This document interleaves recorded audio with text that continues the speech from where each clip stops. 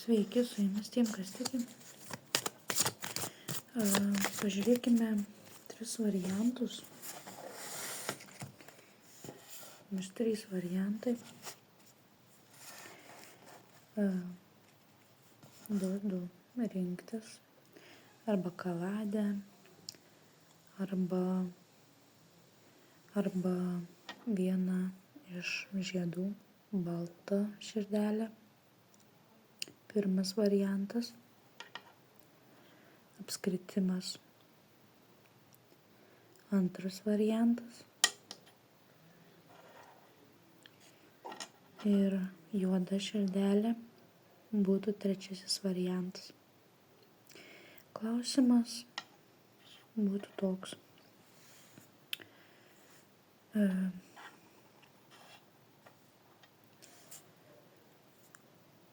Galite rinktis ir iš kortų. Tai būtų pirma, antra ir trečia kaladė. Taigi, rinkitės kaip jums patinka, kaip norisi, prie ko traukia. Ir galime pažiūrėti. Klausimą būtų toks klausimas. Kas vyksta už jūsų nugaros?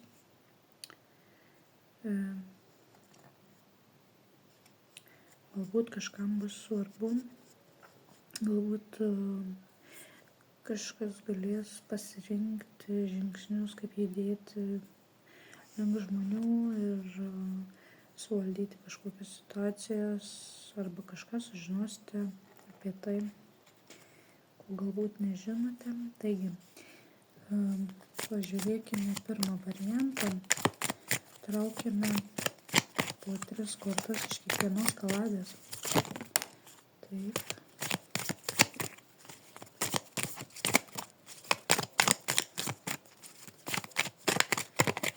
Ir žiūrėkime. Pirmas variantas. Taip.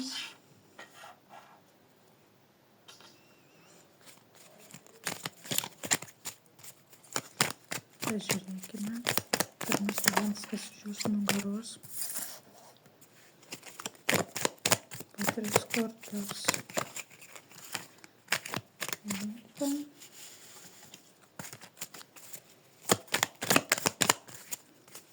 Kas iš jūsų nugaros. Taip pat galite rašyti ir savo klausimus komentaruose bei asmeninę žinutę. Tikriausiai žinote, kad galite susisiekti su manimi. Taro tiem, kas tiki @gmail.com.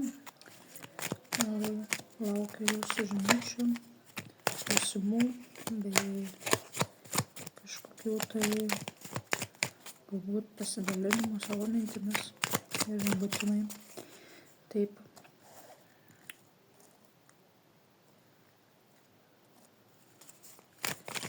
Kas vyksta už jūsų nugaros? Kas vyksta už jūsų nugaros?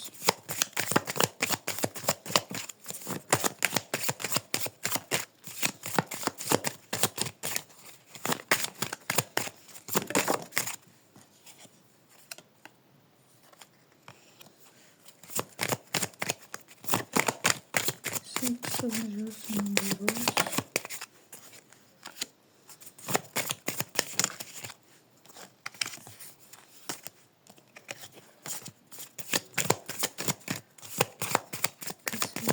Už jūsų nugaros. Taip.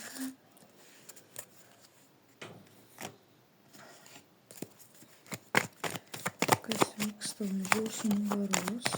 Pirmasis variantas, pažiūrėkime, kas vyksta už jūsų nugaros. Kam tai bus aktualu, tas pasilikite su manimi. O kam ne, tai galite peržiūrėti kitus video. Taip pat galite atrasti savo naudingą informaciją. Primenu, kad tai yra bendri būrimai, kas už jūsų nugaros.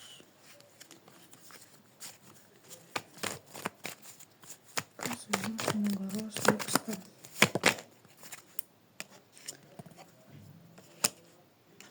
Taip.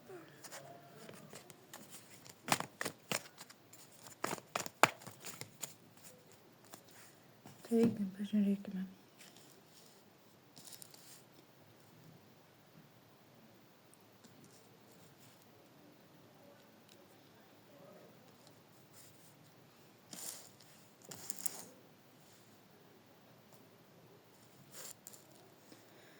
Kažkokia tai moteris yra kovojanti su širdies skausmu, apie kurį nenorėtų niekam pasakoti. Tačiau gali būti, kad turėsite gerą pažintį, gerą kelionę, kažkokią tai įdomią, svarbią naujieną. Galbūt atneš vyras. Kažkas apie jūs tikrai svarbiai galvoja. Galvoja apie jūs žmogus, kuris yra su gerais ketinimais, kuris gali jums kažką suteikti, kuris norėtų su jumis kažką nuostabaus įgyvendinti, kaip šeimos kūrimas ir panašiai. Bet jūs esate šalto proto, galbūt esate šiek tiek užsidarę, dėlėtų pasvarstyti, ar esate ne per daug uždaras žmogus ir priimti ateinančius pasiūlymus, ne iš rimties, ne iš skaudančios širdies perspektyvos, bet šiek tiek nuleisti tą kartelę ir jums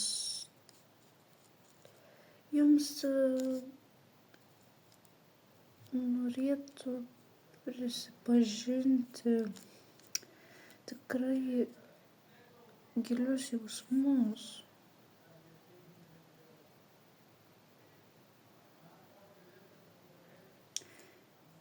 Nebūkite šalti,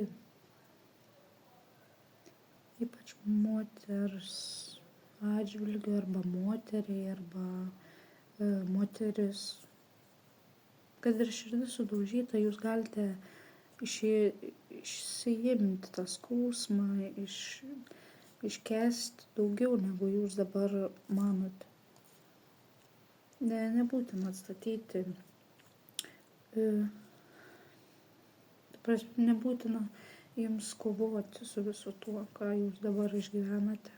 Jūs galite būti savimi ir priimti tai, kas yra duodama likimo. Likimo duodama yra kažkoks tai išbandymas naujai draugystei, partnerystei.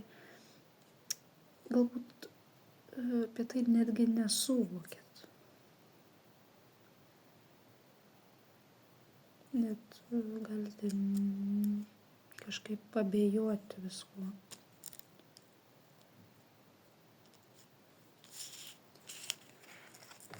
Būtų pirmasis variantas.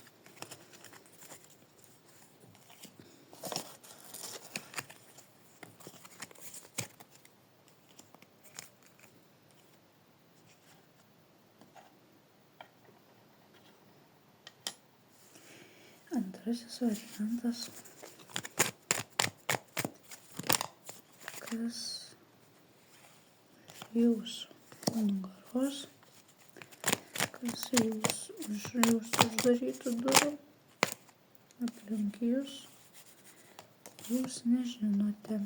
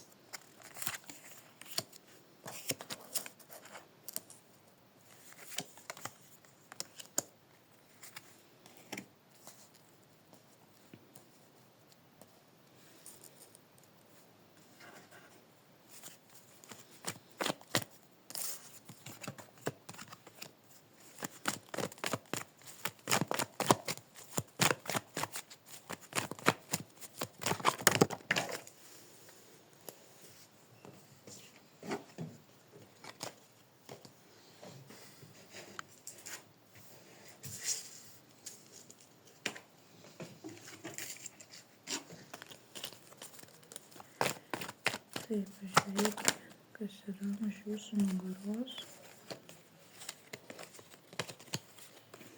ko jūs nežinote.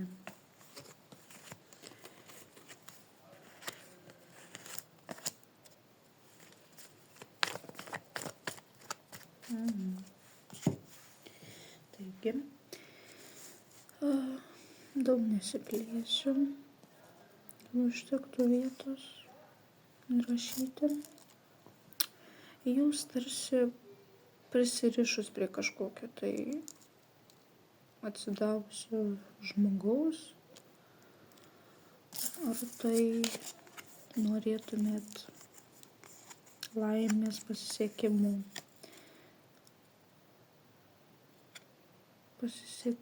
laimės, tikitės iš kažkokio tai žmogaus, prisirišimas yra didelis prie kažkokios moters.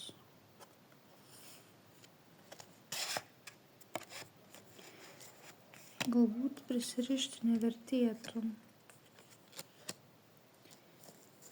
Galbūt už jūsų yra kažkokia tai paslaptis, kurie neša ši moteris, prie kurios esat prisirišę ilgą laiką, kur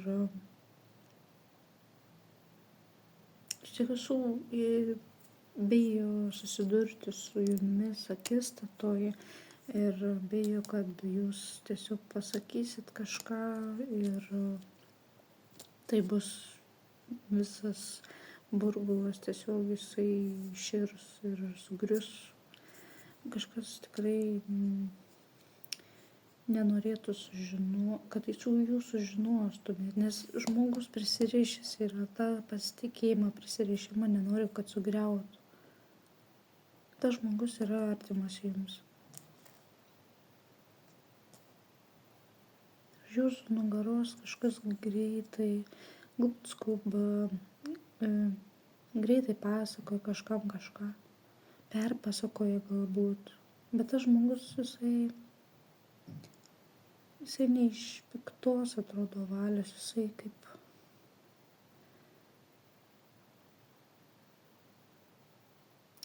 draugas, jisai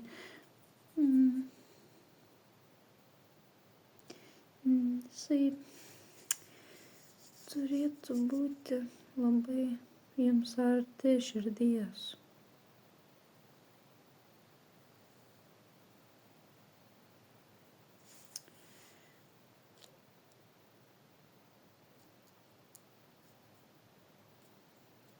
Nebijokite, jeigu, pavyzdžiui, kažkas, ar jūs galbūt kažką padarėt ne to ir bijot, kad įskaudinsit žmogų, kuris yra šalia, nebijokit, nes jūs jau nusistovėję esat ir vienas kitą tikrai papildot, jeigu tai yra partnerystė. Bet aš labiau draugystę čia matau.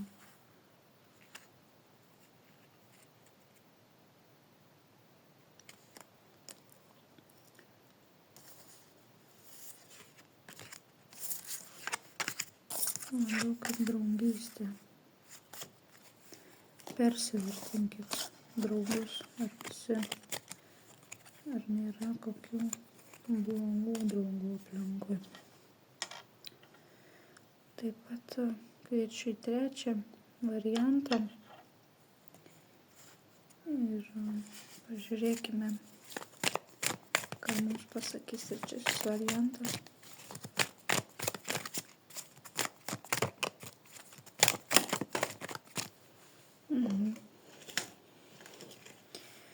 Trečiasis variantas.